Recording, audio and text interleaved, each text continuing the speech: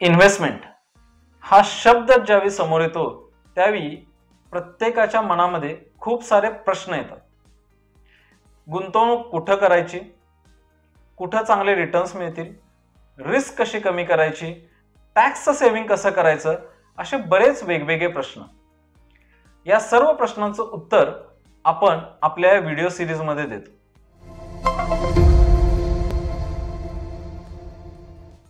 नमस्ते, मी CA Amit Shah.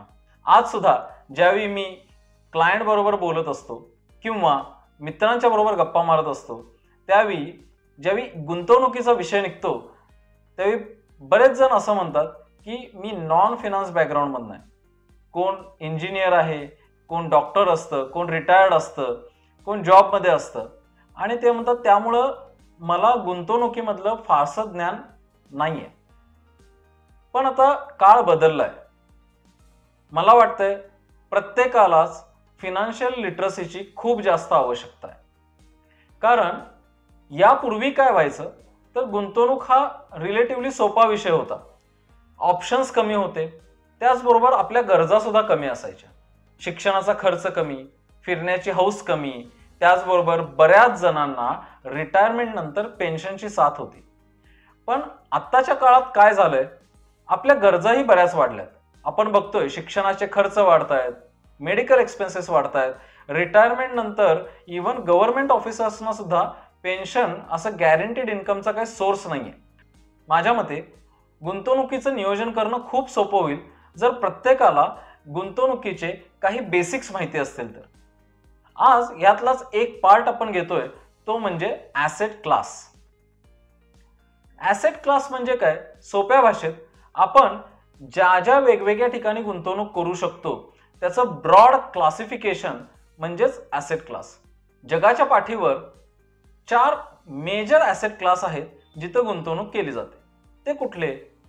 एक, equity किंवा share market. दुसरं, सोन्यामधली इन्व्हेस्टमेंट. तिसरं, रिअल इस्टेट. आणि चौथं, फिक्स्ड इन्कम किंवा फिक्स्ड इंटरेस्ट देणारे इन्स्ट्रुमेंट्स. या 4 ॲसेट क्लासमध्ये आपण आपली मेजॉरिटी इन्व्हेस्टमेंट बायफर्केट करू शकतो किंवा विभाजन करू शकतो. या ॲसेट क्लासचं महत्त्व आपल्या गुंतवणुकीमध्ये खूप महत्त्वाचं आहे. कारण प्रत्येक ॲसेट क्लासचे काही स्वतःचे गुणधर्म आहेत. लिक्विडिटीबद्दल, रिटर्न्स, रिस्क, टॅक्स बेनिफिट या सगळ्यामध्ये ह्या 4 ॲसेट क्लासचे स्वतःचे काही कॅरेक्टरिस्टिक्स आहेत आणि त्या जर आपल्याला कळल्या तर आपल्याला आपला पोर्टफोलिओ तयार करणं खूप सोपं जाईल. ठीक आहे, चला तर मग बघूया वन बाय वन एक एक ॲसेट क्लास आणि त्याचे गुणधर्म अगदी थोडक्यामध्ये. पहिले ॲसेट क्लास, इक्विटी किंवा शेअर मार्केट. शेअर मार्केट हा शब्दच नुसता कानावर आला तरी 95% लोक म्हणतात हा रिस्की इन्व्हेस्टमेंटचा प्रकार आहे. एकदम बरोबर. त्यामुळं पहिलं कॅरेक्टरिस्टिक्स आपल्याला कळालं, इक्विटी याच्यामध्ये व्होलॅटिलिटी जास्त असते आणि त्यामुळे रिस्क सुद्धा जास्त असते. दुसरा, लिक्विडिटी बद्दल काय? लिक्विडिटी म्हणजे आपण शेअर्स विकून त्याचे पैसे लगेच कन्वर्ट करू शकतो का? तर हो. त्यामुळं इक्विटी ही लिक्विडिटीच्या दृष्टीनं खूपच लिक्विड ॲसेट आहे. आपण कधीही त्याला पैशामध्ये रूपांतर करू शकतो. तिसरं, रिटर्न्स बद्दल. खूपच इंटरेस्टिंग रिटर्न्स इक्विटीने गेल्या 30-40 वर्षामध्ये दिलेले. सेन्सेक्स प्रत्येकालाच माहिती आहे. 1979 मध्ये ज्यावेळी सेन्सेक्स सुरू झाला त्यावेळी तो 100 होता आणि आज तो 50,000च्या पुढे गेला. 500 पट रिटर्न्स मिळाले मागच्या अंदाजे 40-41 वर्षामध्ये. याचंच जर मी वार्षिक रिटर्न्स काढले तर येतात अंदाजे 16% ॲन्युअली. म्हणजेच जर आपण याची तुलना सोन्याबरोबर किंवा फिक्स्ड डिपॉझिट बरोबर केली तर त्यापेक्षा कित्येक पट जास्त रिटर्न्स हे इक्विटीनं दिलेले आहे. त्याचबरोबर आपल्याला ॲसेटचं सायकलही समजायला पाहिजे. इक्विटी हे एक लॉंग टर्म ॲसेट क्लास आहे. म्हणजे इक्विटीचं जे सायकल असतं ते अंदाजे 4 ते 6 वर्षाचं असतं. याचा अर्थ काय, जर मी किमान 4 ते 6 वर्षासाठी गुंतवणुकीस तयार असेल तर इक्विटी हा एक चांगला ऑप्शन आपल्यासाठी ठरू शकतो. आता तुम्ही म्हणाल की मला शेअर मार्केटमधलं काही समजत नाही, तर कुठले शेअर्स घ्यायचे हे कसं ओळखायचं? आता इक्विटीमध्ये इन्व्हेस्टमेंट करताना डायरेक्ट शेअर्स घ्यायला पाहिजेत हा एकमेव ऑप्शन आहे असं नाहीये. आपल्याला वेगवेगळ्या प्रकारे इक्विटीमध्ये इन्व्हेस्टमेंट करता येतं. तुम्हाला तेही माहिती असतील. जर तुम्हाला कुठल्या कुठल्या पद्धतीने इक्विटी इन्व्हेस्टमेंट करता येते हे माहिती असेल तर तुम्ही कमेंट्समध्ये त्याची नक्की माहिती द्या.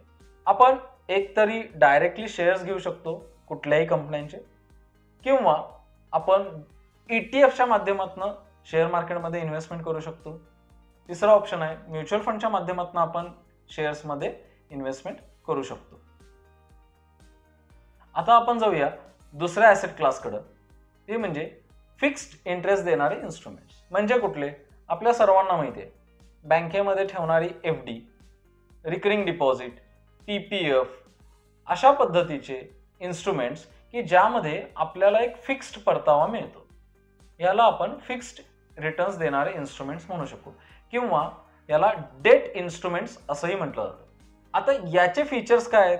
जसं आपण बघितलं याचे रिटर्न्स हे बऱ्यापैकी फिक्स्ड असतात, त्यामुळं याच्यामध्ये जोखीम खूप कमी असते. परंतु याबरोबर आपल्याला हेही लक्षात घ्यायला पाहिजे की डेट इन्स्ट्रुमेंट्समध्ये इंटरेस्ट रेट रिस्क आणि क्रेडिट रिस्क या दोन रिस्क इन्व्हॉल्ड असतात. मी एक उदाहरण देतो म्हणजे आपल्याला लक्षात येईल की ह्या रिस्क म्हणजे काय. आपण बघतो काही वेळेला आपण काही बँकमध्ये फिक्स्ड डिपॉझिट केलेले असतात आणि त्याच्यावरती काही आर्थिक निर्बंध येतात आणि त्यामुळं आपल्याला ते पैसे लवकर मिळू शकत नाहीत. ही झाली credit risk. Interest rate risk आपण बघतोय 2014-15 सालामध्ये बँकेचे फिक्स्ड डिपॉझिटचे व्याजाचे दर हे 8 ते 9% दरम्यान होते, पण तेच आज 2021 मध्ये हे दर कमी होऊन 5% आले. याला म्हणायचं इंटरेस्ट रेट रिस्क. सोपं आहे. आता पुढचा प्रश्न की कधी आपण अशा फिक्स्ड इंटरेस्ट देणाऱ्या इन्स्ट्रुमेंटमध्ये इन्व्हेस्टमेंट करावी? ज्यावेळी आपला इन्व्हेस्टमेंटचा टाइम हॉरिझॉन हा शॉर्ट टर्म असतो, म्हणजे आपल्याला गुंतवणूक केलेले पैसे हे 3 वर्षाच्या आत लागणार आहेत असं वाटत असेल तर अशा वेळी आपण फिक्स्ड इंटरेस्ट देणाऱ्या इन्स्ट्रुमेंटचा निवड करावी. आता टॅक्सेशन बद्दल बोलायचं झालं तर शक्यतो फिक्स्ड इंटरेस्ट देणारे इन्स्ट्रुमेंट्स हे टॅक्सेबल असतात. त्याला काही अपवाद सुद्धा आहेत, जसं PPF. आता आपण बघूया असे कुठले कुठले इन्स्ट्रुमेंट्स आहेत की ज्यामध्ये आपल्याला फिक्स्ड रिटर्न्स मिळू शकतात. बँकमध्ये केलेली FD, postal saving schemes, senior citizen schemes, त्याचबरोबर RBIचे bonds, corporate fixed deposits, PPF अशा पद्धतीचे बरेचसे इन्स्ट्रुमेंट्स आहेत की ज्यामध्ये आपल्याला फिक्स्ड रिटर्न्स मिळू शकतात. आता आपण बघूया तिसरी ॲसेट क्लास जी आहे लेडीज फेवरेट, सगळ्यांनी ओळखला असेल, गोल्ड. गोल्डचे कॅरेक्टरिस्टिक्स काय? रिटर्न्सच्या बाबतीत गोल्डला काही फिक्स रिटर्न आहेत का? ॲब्सोल्युटली नाही. आपण बघतो सोन्याचे भाव रोज कमी जास्त होत असतात. पण जर आपण इतिहास बघितला तर ज्यावेळी आपण गोल्डला लॉंग टर्म इन्व्हेस्टमेंट म्हणून करतो, म्हणजे 7, 8, 10 वर्षासाठी ज्यावेळी सोन्यामध्ये गुंतवणूक ठेवतो त्यावेळी सोन्याने कायमच नफा दिलेला आहे. रिटर्न्सच्या पर्सेंटेजमध्ये बघायला गेलं तर लॉंग टर्म मध्ये गोल्ड हे फिक्स्ड डिपॉझिटपेक्षा 1 ते 3% जास्त रिटर्न्स देते.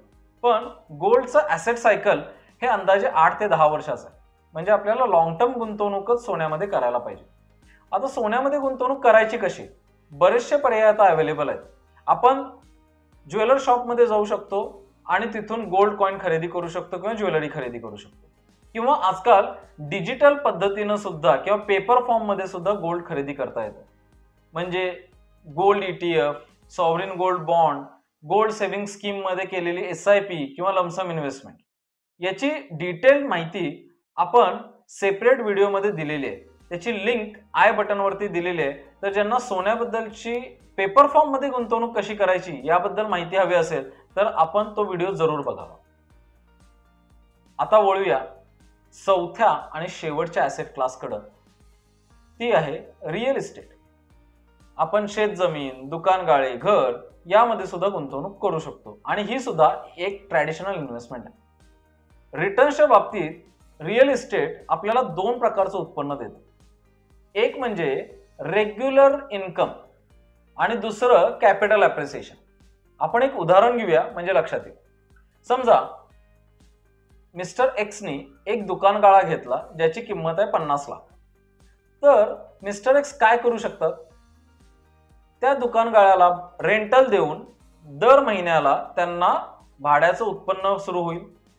त्याचबरोबर समजा त्यांनी 5-10 वर्षांनी तो गाळा विकायचं ठरवलं तर घेतलेल्या किमतीपेक्षा जास्त किमतीला तो विकला जाईल. यालाच म्हणायचं कॅपिटल ॲप्रिसिएशन.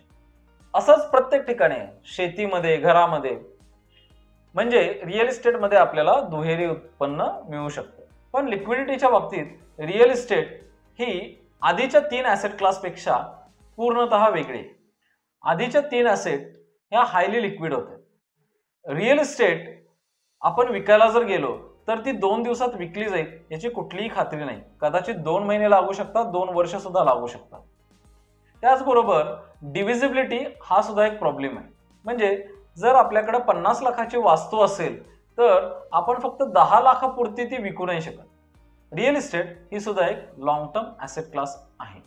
आता तुम्ही म्हणाल ॲसेट क्लास तर समजल्या, पण मी नेमकी इन्व्हेस्टमेंट करायची कुठं हे कसं ठरवायचं?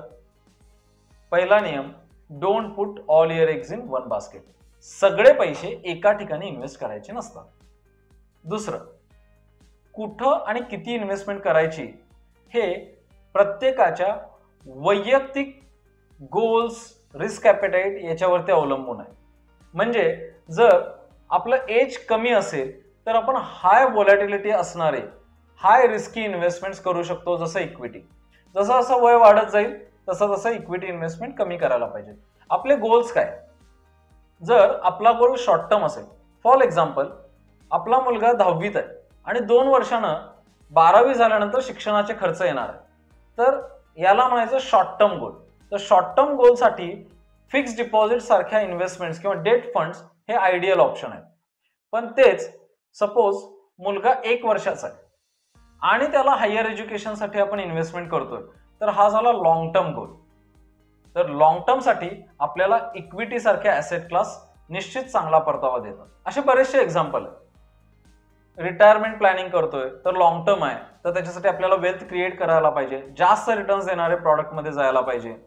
इमर्जन्सी फंड आपल्याला लो रिस्क इन्व्हेस्टमेंटमध्ये ठेवायला पाहिजे. त्याचबरोबर आपली रिस्क टॉलरन्स लेवल किंवा रिस्क ॲपेटाईट काय हे सुद्धा समजणं गरजेचं आहे. त्याचबरोबर इतरही काही गोष्टी, जसे आपली फॅमिली बॅकग्राऊंड काय आहे, इन्कम सोर्स कसा आहे, रेग्युलर आहे का इररेग्युलर आहे, अशा बऱ्याचशा गोष्टींवरती आपलं हे पोर्टफोलिओचं कंपोजिशन डिपेंड करेल. बघितलं, फिनान्शियल प्लॅनिंग हे खूप सोपं आहे. It is not rocket science.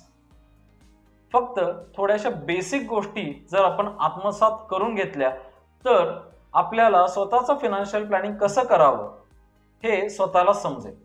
अशा पद्धतीचे अजून अनेक फिनान्शियल लिटरसीचे व्हिडिओज आपण या सिरीजमध्ये करणार आहोत. So keep watching, stay tuned. Thank you.